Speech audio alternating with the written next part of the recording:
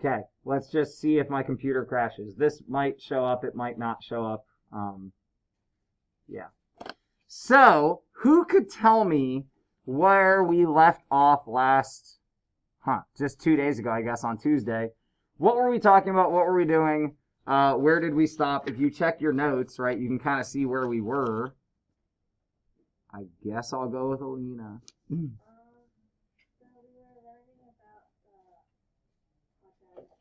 What about the quadratic formula? Why do we use the quadratic formula? What is it? What were we doing? Well, we were using it to solve, like, complex equations. Yeah, we were using it to solve what type of equations? I don't know. Yeah, you do. Do I? Yeah, you do. Quadratic equations? Quadratic equations, right? Things set equal to 0.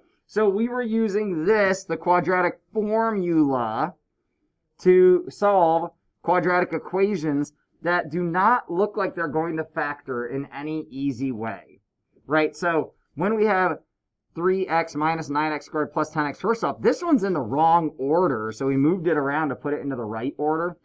But when I think about solving this, it looks pretty darn scary.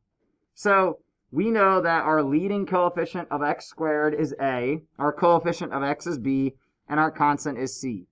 Now I apologize. For as good as mathematicians are, we start to use the same variables in different applications, and that's going to happen today. We use a again for something else. If you want to use on your own a different variable than what is suggested, that's fine. I very particularly call a, b, and c, but here later on in the lesson you'll see when we start talking about the constant, and I want to match what con does because I don't want you guys learning it one way when I teach it and then looking at con and seeing it in a different way. So I'll point that out when we see that later. So we plug in the values, and we talked about how there are really two different answers, one for the addition, one for the subtraction. But when it's not a nice square root, like the square root of 41 can't be, it can be taken. We can find square root of 41. It's just not nice. So we reduced it out, and we really wrote the answer in one form using this symbol, plus or minus. Now, we made this tiny note right here. Has anyone figured anything out about the discriminant, which I tried to misspell? I can't tell if that's a hand. I don't know if it's a hand.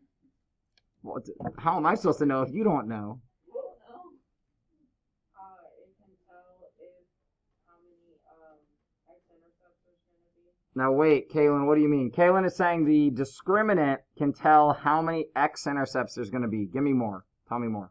I'm pretty sure if it's positive, it's going to be 2 x-intercepts. If it's equal to 0, there's going to be 1, and if it's negative, there's going to be 0.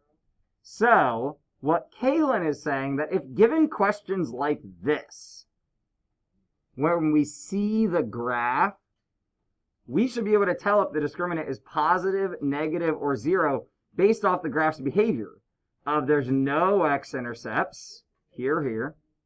There's 1 x-intercept, it just touches, or there are 2 x-intercepts. So, exactly what, I don't like how that is positioned. Exactly what Kaylin just said. This is what we want to write down. So in your notes, if you would, please. We're going to write the quadratic formula again because it's good just to get it into our memory. Oh yeah, that's why I like to put those things up high. But we're going to write it all, so that's okay. We're going to sing it. You'd rather hear it than sing it? Yeah. Okay.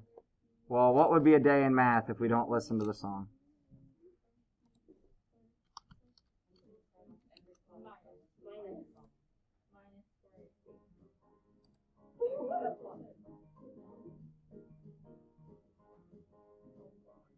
We got to jump to the chorus, though.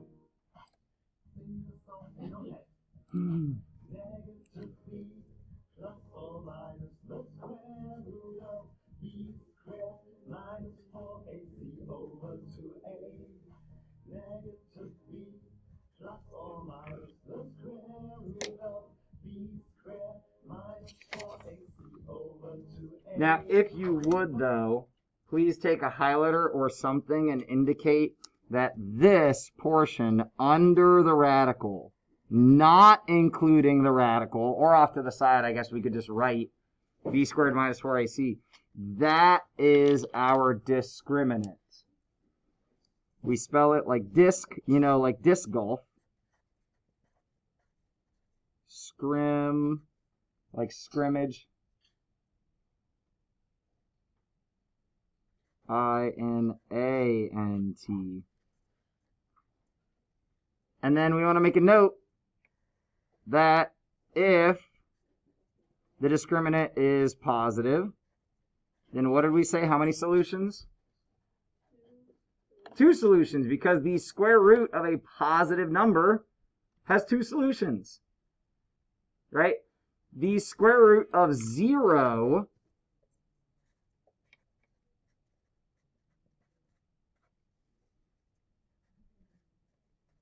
square root of 0 only has one answer, right? 0. So that's one solution. And if our discriminant is negative, it's no solutions. Or no x-intercepts. So what we actually call these solutions of the square root is we literally call them roots. So these, where we're saying like, okay, can we square root a positive number? Can we square root 0? Can we square root negative? When we're talking about the square roots, we call those solutions. But these, in terms of a parabola, are what we call the roots of the parabola. There's also a band known as the Roots. Miss Allie really likes the Roots. We're talking about roots over here.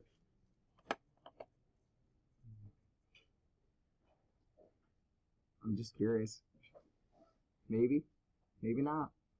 All right, maybe she's busy.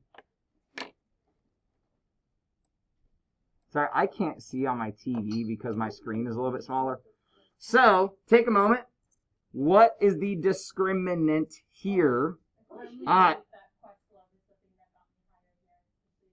was about to say, that took way too long for you to, like, respond to the roots. Listen, I had to talk to someone here, but it's very important that you guys know I was hired because of Questlove. I don't think it was because of Questlove. I think it was an interesting lesson that you taught. But I don't think Questlove can be attributed for you being hired. I think you being a good educator is probably why we hired you. Nah, not a good educator. It's all Questlove. Alright, so let's go ahead and write that trinomial on our paper. So go ahead and write f of x is equal to 3x squared plus 12x plus 5. I know you guys can't see my paper, but you can see what you need to write. Just sing the song in your head. So, if we're only caring about the discriminant, we don't need to do the whole quadratic formula.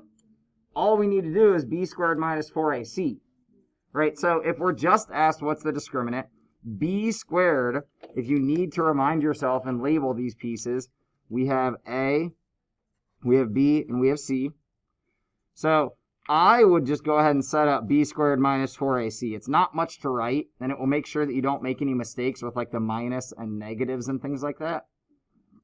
Excuse me, so b squared, you could go ahead and square it, or you could write it out. So if I'm going to write it out, because I'm a teacher, and you know, I think we're supposed to write things out normally.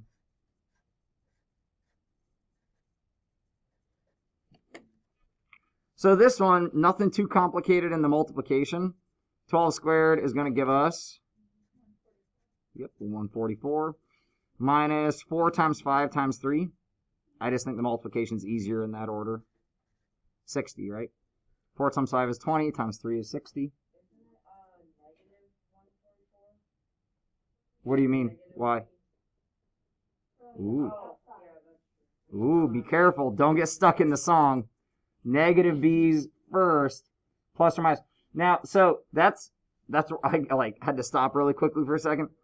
Even if b is a negative number, like literally if your middle term is negative or if it's being subtracted, it'll still turn positive.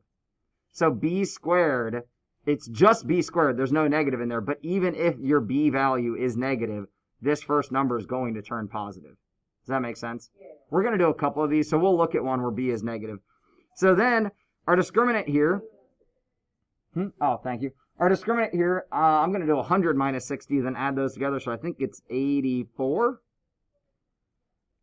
And we don't even have to think about radical 84. All we really have to think about is, are there solutions to it? Yes, it's a positive number. We can square root that. So we can say there are two real, and we'll get to why that matters soon, roots. I did not specify real, and I should have. Square roots of negative numbers have roots. They're just not real. And they're not imaginary. We call them imaginary, and I hate that. Just like I hate that we don't use the metric system. I don't normally use the word hate. I think it's a very strong word. But I hate that we use imaginary as the name of numbers. It's a different set of numbers.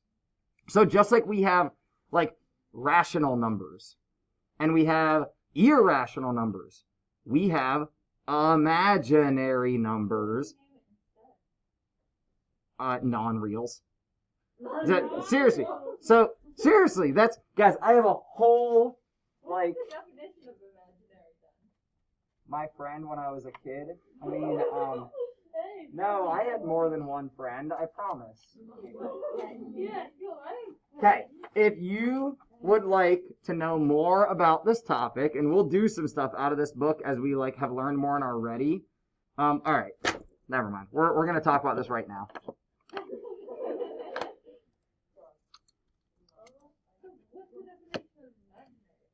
All right, just prepare to have your minds blown. So, guys, I'm going to stop my screen share so then I can reshare with audio so you guys can hear the video that we're about to watch. So, screen share, that screen with computer sound. It probably is. Yep, it's trying to blow up right now. It thinks I'm a robot because I'm doing too much. I am not a robot.